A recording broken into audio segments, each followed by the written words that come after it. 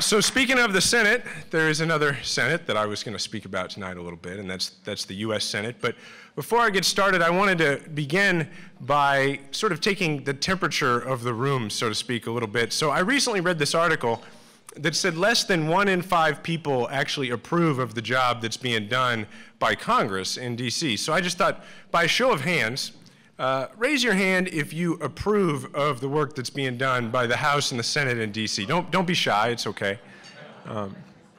Okay, that's interesting. I had a feeling that 15% approval rating thing was kind of an exaggeration, and this proves it. So I appreciate it. So you know, as you may have heard, I am running for the United States Senate, and I'm happy to be. So thank you. And so I thought I'd take just a few moments tonight and explain to you why I think things have gotten so bad in Washington, why I think I'm the right person to bring a little common sense out there. Now, Democrats and Republicans and independents all agree that the folks in Washington, they're not representing us anymore. They stand up for each other, they stand up for special interests, for millionaires and huge corporations. They stand up for pretty much everybody other than the people who sent them there in the first place. And that's why this election in 2016 is going to come down to one pretty simple question. Do you like how things are going in Washington? Now, if you do, then you might want to stick with the status quo. If you don't, if you think that we can do better, well then it's time to give somebody else a chance. And I, for one, happen to be among the 85% of Americans who don't approve of Congress, and I intend to do something about it. So when I look at this race, I'll tell you what I see is a problem in D.C. generally with the politicians, frankly, on both sides of the aisle. You know, we look at the politicians out there, and it's not that the senators out there are bad people. It's just that they've lost touch with the people who sent them there in the first place, right?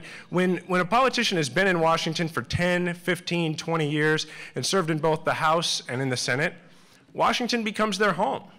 That's where they make their lives. That's where they send their kids to school. It's where they live. It becomes their home. And, you know, frankly, when you've had over 100 flights on corporate jets, then probably the free live TV on Southwest flights is not as exciting for you as it is for the rest of us, right? And when you live in a multi-million-dollar mansion in Washington, D.C., then I can see where it could be hard to leave sometimes, right? And the truth is that there's all these different reasons why these members of Congress forget where they came from, how easy it is for them to forget where they came from in the first place, but that doesn't make it right. It doesn't make it right for them to forget where they came from. We don't send senators to Washington so that they can vote with their political party nearly 90% of the time. We send them there so they can vote with Missouri 100% of the time.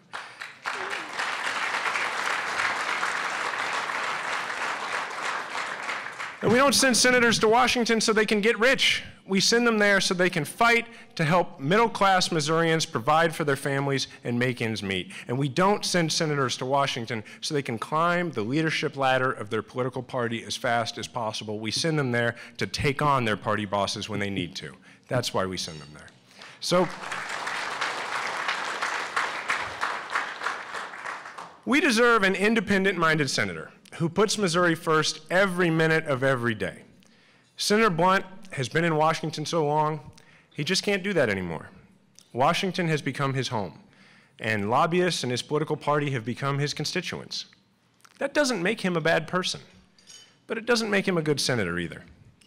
Senator Blunt votes with his party more than the average Republican, and he misses more votes than the average senator. And Citizens for Responsibility and Ethics in Washington called him one of the most corrupt members of Congress. Is that what we sent him to Washington to do? Is that what we want in our senator?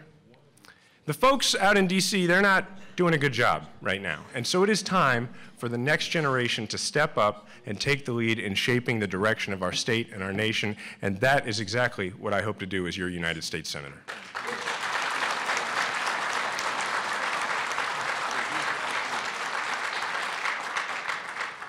My parents taught me from a very early age the importance of public service. My mom was a juvenile probation officer and my dad was a police officer. So in our house, we did not get away with anything at all as kids.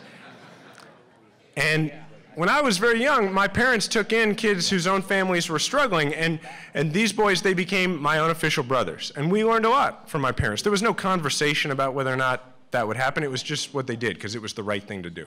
And so I grew up in a house where my folks taught us the importance of public service. They taught us that doing the right thing is what you have to do every time. You don't just do what's easy, that's what courage is. They taught us the meaning of duty, and we all understood it. And so that's why when I saw the planes hit the Twin Towers on 9/11, I knew that I was going to join the Army. The recruiters told me that I should wait and become an Army lawyer, but I figured the Army probably had enough lawyers and that I could make a greater impact as a soldier, so I ignored their advice. And after a few years in uniform, I volunteered to deploy to Afghanistan. And so in October of 2006, I went over to Afghanistan and I conducted investigations of groups and individuals that were suspected of corruption and espionage, drug trafficking, and facilitating al-Qaeda and the Taliban. I investigated corruption at the highest levels of the Afghan government, and I advised my superior officers about when to consider removing corrupt government officials. In civilian terms, it was my job to figure out which bad guys were pretending to be good guys and posed a threat to Afghan democracy. And I took pride in my work, and so it meant a lot to me when one of my senior officers in an evaluation quoted an Afghan commander who said that my work directly resulted in arresting enemies and saving lives. My deployment wasn't easy. I learned a lot, but it wasn't easy. There were times when I was dressed in street clothes, gathering intel with just 2 or 3 other soldiers, or alone in an unarmored SUV with just a translator and no backup. But being a soldier is the best job that I've ever had. And leading American soldiers is the greatest professional honor of my life. And thank you.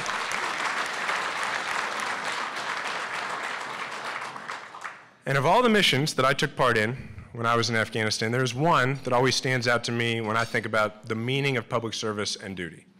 I worked with the Afghan Army to escort a newly elected member of the Afghan parliament from the capital to her home. And she lived under a constant threat of death, not because she had made radical statements or had pushed an agenda that would elicit violence. It was simply because she was a woman. And I have often imagined what it must have been like when she went to take a so-called difficult vote in the Afghan parliament. And I sincerely doubt that she gave a whole lot of thought to what some lobbyist was asking her to do or what her party supposedly required of her. I think that with everything that she was risking to be there, she just did what she thought was right. And we use this term all the time in American politics now, political courage. But I have seen a politician who had to have real courage just to get up and go to work. And I remain inspired every day by her service. And it inspires me to stand up and do what's right. And it's why when I came home, she was one of the reasons that I was even more committed to my country and to the Army than when I left. And so I served in the Army National Guard at Fort Leonard Wood, and I trained hundreds of new Army officers to lead troops in combat. From my first day as a cadet to my last day as a captain, my time in uniform totaled a little over 8 years. And it played a substantial role in shaping my life, my values, and my perspective on the world.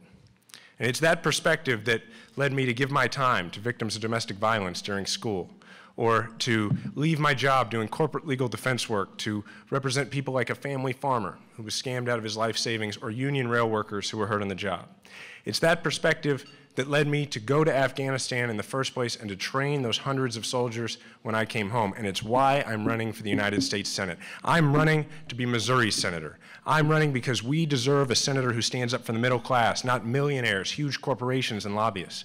I'm running because we need a senator who tells the folks in D.C. that compromise is a part of democracy, not the enemy of it. And I'm running because we deserve a senator who leads by example, not one that becomes a part of the problem. Thank you.